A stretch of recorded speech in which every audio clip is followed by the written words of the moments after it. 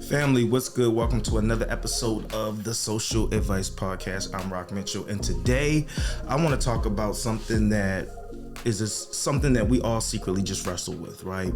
But very few of us really admit this, and so that is the whole idea of having the courage to start over. And I know some of you are in your 30s, you're in your 40s, you're in your 50s, 60s, some of you even your 70s.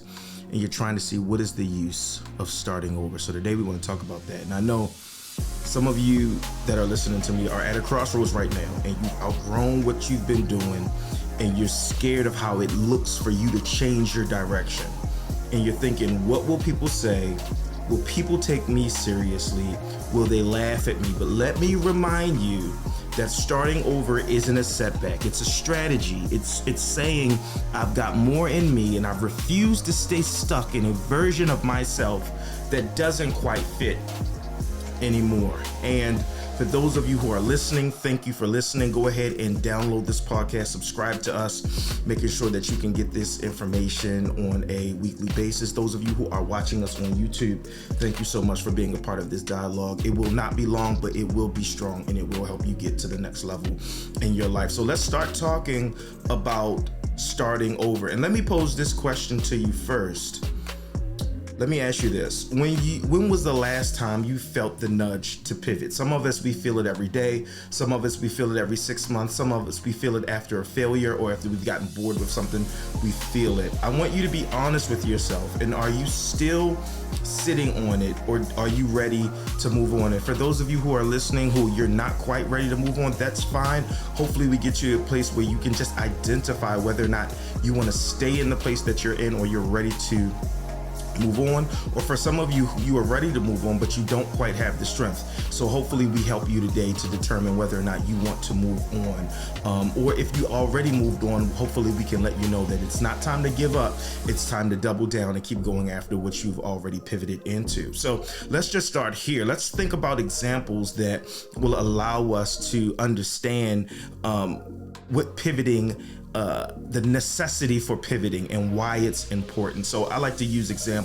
So the first example I want to use is I want to use the story of Netflix. And we all know them as a streaming giant, but first they were a DVD rental company. You remember going to Netflix, the red boxes outside of 7-Eleven or your local grocery store, and you would put in your $2, your $1, and they would charge you a certain amount and then a certain amount per day if you didn't bring it back in enough time. And we all love Netflix. And Netflix, they would mail you out DVDs. Some of you who are listening to this, Gen Zers or whatever it is, you don't remember, you may not remember Netflix being another institution that you actually got physical DVDs from. But we used to do that Friday night, Saturday night with the kids. Let's go get a DVD, and that was the same time that Blockbuster was doing their thing. So Blockbuster, you had to have a subscription or a membership. You go in, you give them your couple bucks, and you bring back the movie in a couple days. Or in my area, it was Blockbuster, and there was Hollywood Video. And then here comes this new company who was state of the art. You didn't have to deal with anybody. Now, this is top line technology at the time. You didn't have to deal with anybody. You were going to go to 7-Eleven anyway to get a Coke. You go in, you get your Coke, you come out. Oh, they got the latest movies, and they had these movies before Blockbuster even had them. And you go in and you hit the button, and they say, "Oh, we got one for you." And they had all the latest movies. You get those movies out. You pay $1.99 or whatever it is on your credit card.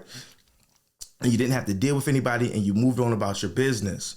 But Netflix saw that the world was headed in a different direction, and they were willing to pivot before it was comfortable. So point number one, in order for you to be successful at this next pivot, you have to be able and ready to pivot before it is comfortable. Some people want you to go ahead and replace that income before you pivot. I'm of the mindset that your pivoting will provide.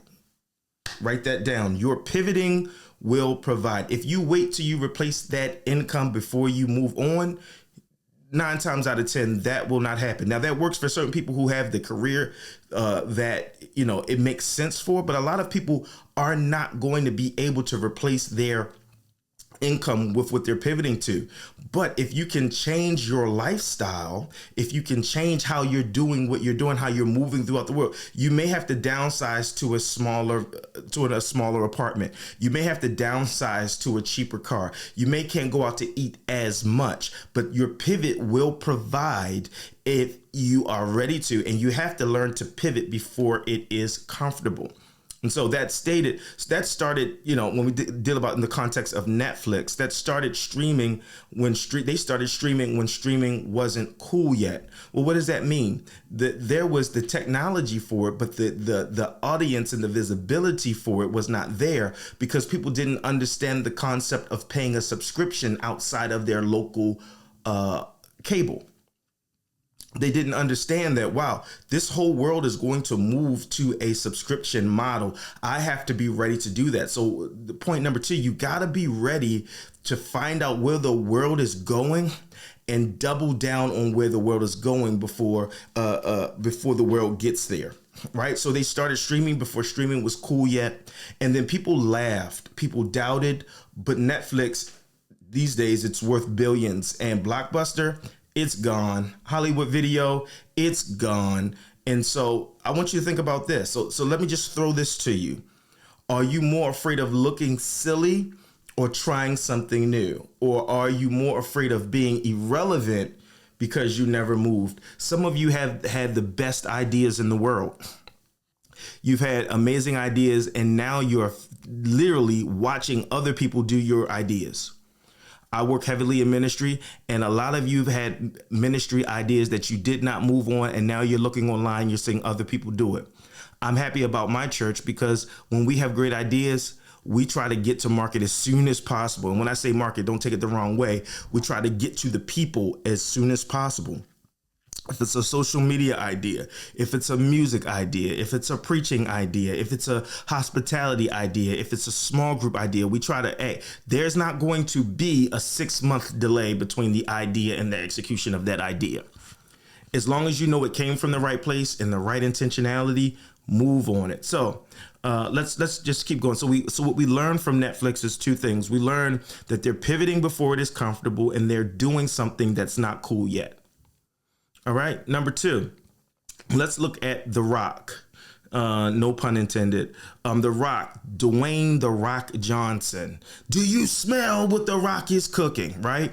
Y'all know him now as the highest paid actor in Hollywood. But if we rewind the tape, he was a professional wrestler, and WWE was his world, his stage, and his identity.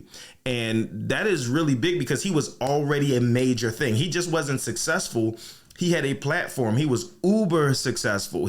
Everybody knew who The Rock was. They were saying his name. And imagine he said, nah, this is who I am forever. He would have been capped. I can't try something new. If he said, I can't try something new because people won't take me seriously, he would have never gotten onto the big screen.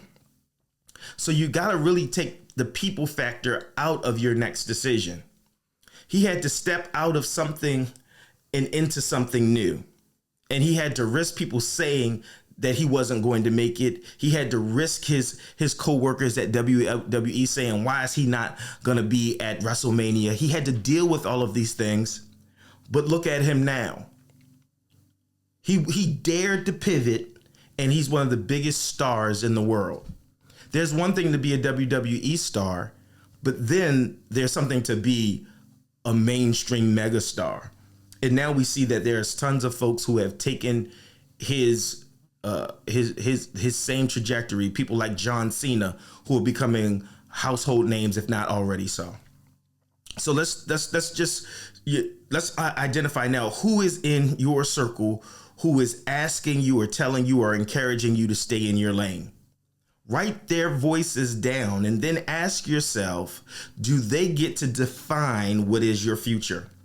Yeah. Ask yourself, do the person that I love but don't get me get to define who I am? Is their voice important enough? I remember when I was leaving my job and I talked to my wife, she said, go for it. I talked to my best friends at the time. They said, go for it. I talked to my parents. They said, go for it. I talked to people on my job. You're talented. Go for it. I don't remember too many people who told me no. and look at me today. Now, what I will say to you is there is going to be someone who's going to think in the best back of their mind, I ain't giving you no rent money. Go do your thing. But if you fall on hard times, don't count on me. You're not worried about those people. You're worried about the people who is, I just want your best wishes. Now, let me also give you this. If you're going to pivot, don't pivot with a backup plan in mind. Don't pivot thinking I'm going to ask someone for something, or I know I can at least do this if this happens. No, before I left BGE, the top brass there told me, you're leaving? Cool. Well, the company I was with, top brass there in executive leadership told me, they said, Rock, this is home. You can always come home.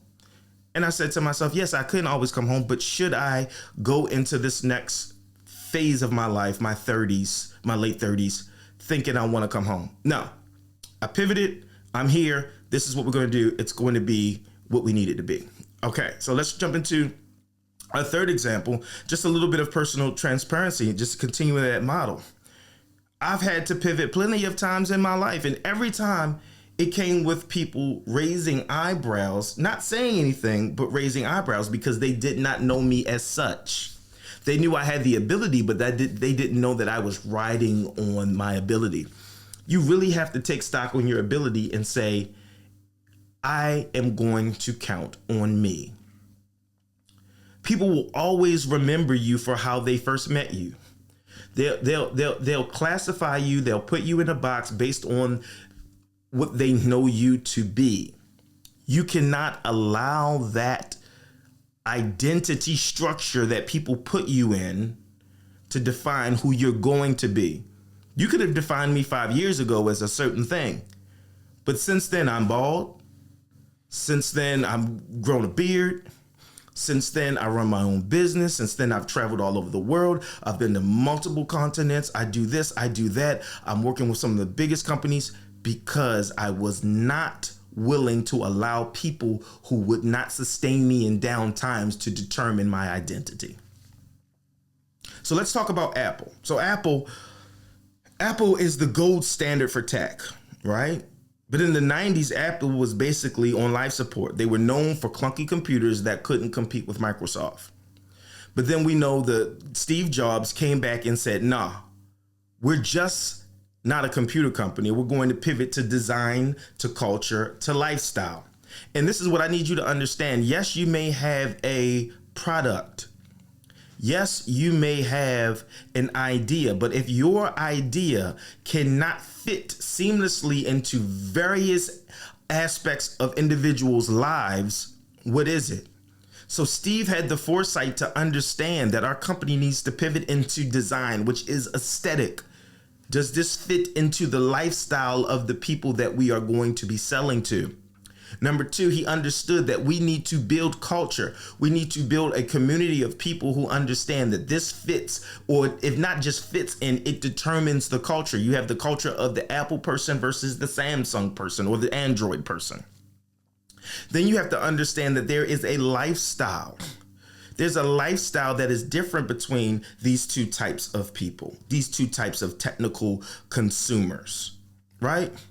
So then after understanding this, we get things like the iPad, we get the iPhone. Back in that time, we got the iPod back in the day, right? The iPod was the initial foray into these places, right? Now they're the most valuable company, excuse the dings, they're the most valuable company in the world, and Apple didn't die. They pivoted from clunky computers, which now I only use Apple computers, but they pivoted from Apple computers or Mac computers to music, to phones, to tablets, to headphones, and to all other spatial VR. They're in all of these different places now.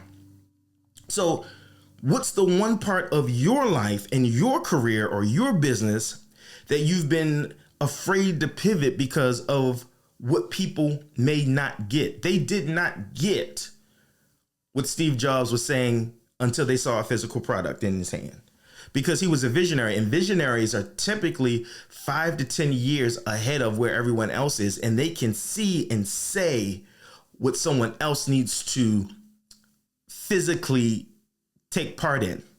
For example, I'm sure he was talking about the iPod and he put his design folks like, listen, I need you to do me a mock-up for this, and this. Because he knew that this thing, in order for people to understand it, he was going to have to have an example, right? And so let's go here. Let's talk about practical truths. So there's a few practical truths. Is that reputation is a snapshot and not a prison. I'll say it again for you. Reputation is a snapshot and not a prison. Just because people know you one way doesn't mean you're chained to that forever. You have to dismiss the chains of other people and know you have a reputation for a thing, but that is not your identity. You do not have to stay there. The doors are not locked. You are not behind bars around your reputation. You can change that at any time. Number two, every version of you stacks. Understand, the past isn't wasted. It's the proof. Netflix still uses its storytelling roots. They make movies now. The Rock still uses his charisma from wrestling. Apple still makes computers, but better. Every version of you, say everything that you've gone through, everything that you've dealt with, everything that was in your past is used to make your future better. You might have been a trash man before, but now you want to go into technology. You now have some vantage points that the other coders, the other folks who are in technology do not have, because you have a certain viewpoint. Allow you version 1.0, 2.0, 3.0, 4.0, 5.0, stack them. Do not dismiss them, stack them. And number three, the world respects bold moves. Even if people laugh first, they can't ignore results. And results come when you own your new chapter, not when you tiptoe into it. Understand this. As you start something new, you may be even starting a podcast. I have some content coming soon that will help those of you who want to start a podcast, how to do it successfully. If, in fact, you want to start this, what people are going to respect after your first couple episodes is that you're still doing it. Oftentimes, the biggest hurdle is our consistency. And so if you're going to pivot and stay, pivot and move deeper, pivot and get more education, pivot and make bolder moves. Out of these three truths I've just given you, I want to ask you, which one hits the hardest? Which one really sits with you? Are you worried about your reputation? Are you not allowing your past to stay present with you so you have a different skill set? And are you worried that the moves you make are not bold enough? If it doesn't scare you, it's not bold enough. Think about that. If it does not scare you, it is not bold enough. Let me give you another example of bold moves. When I first encountered Lady Gaga, she came out very wild. She had the meat dresses and a bunch of shock value and the heels that didn't have a heel on it. And she was very avant-garde. But when she pivoted into acting, I didn't know. First of all, I didn't know because I didn't recognize her. She's a very regular looking person outside of the makeup and the dresses and the heels and the character that she is. But then when she came out with the movie A Star Is Born, which is, I just absolutely love that movie, she won an Oscar. The pivot was confirmed. I want to share that with you. Confirm your pivot.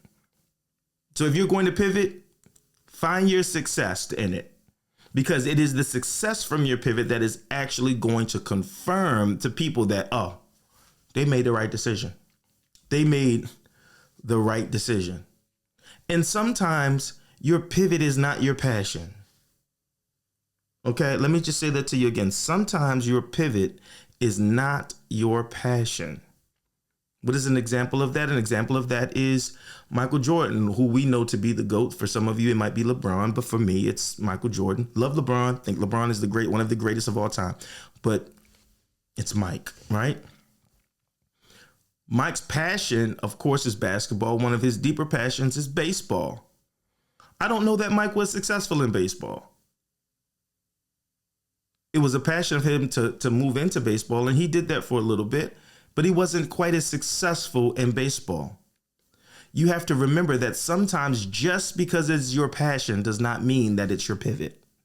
Sometimes you need to go into pivot into something that is going to give you the level of success so that you can, on a casual basis, do your passion. And that'll sit very heavily for some of you. Now, keep in mind that, let's go back to Lady Gaga. She did not abandon her past. She expanded her future. I'll say that again. She didn't abandon her past. She expanded her future. Now, what would expanding your future look like if you stop clinging to your past? What is the next version of you? Let me ask you again, what's the next version of you? Some of you are so bought into what you used to be or what you currently are. Some of you are amazing mothers, but those kids are about to go to college. Some of you are amazing, amazing corporate folks, but you're coming down to the last leg of that and you're about to retire, and you're trying to figure out, who am I about to be? I want to ask you again, what is your future self looking like? Okay, and I'll leave you with this. Starting over is not starting from scratch. You've got history, you've got lessons, you've got receipts. The only thing you don't have yet is the courage to say, this is me now. This is my new identity. This is who you're going to respect me as. Not just know me as, but respect me as. So today, stop asking for permission. Stop waiting for everybody to clap. Reintroduce yourself. Be okay being new again. Because the truth is, every master was once a beginner. Every empire was once a reboot. Every next chapter starts with a fresh page. Family, don't be afraid to pivot. Don't be afraid to be new, because starting over isn't weakness. It's your superpower. Again, this is Rock Mitchell. I thank you for your time and attention. I want you to start over. I did, and it's been the best thing that ever happened to me. Your future is waiting on you to realize that you are a master of what's coming next. You just have to start the process. Please don't forget to hit the subscribe button on YouTube. Don't forget to hit the subscribe button on, if you're listening to this, to Apple or Spotify. We want to connect with you. We are building a community of people who are doing amazing things and telling their stories. Again, don't forget to go over to Instagram. It's Rock Mitchell, at Rock Mitchell, for more of this type of thing. Man, I appreciate you guys. We'll talk to you real soon. Thanks for listening.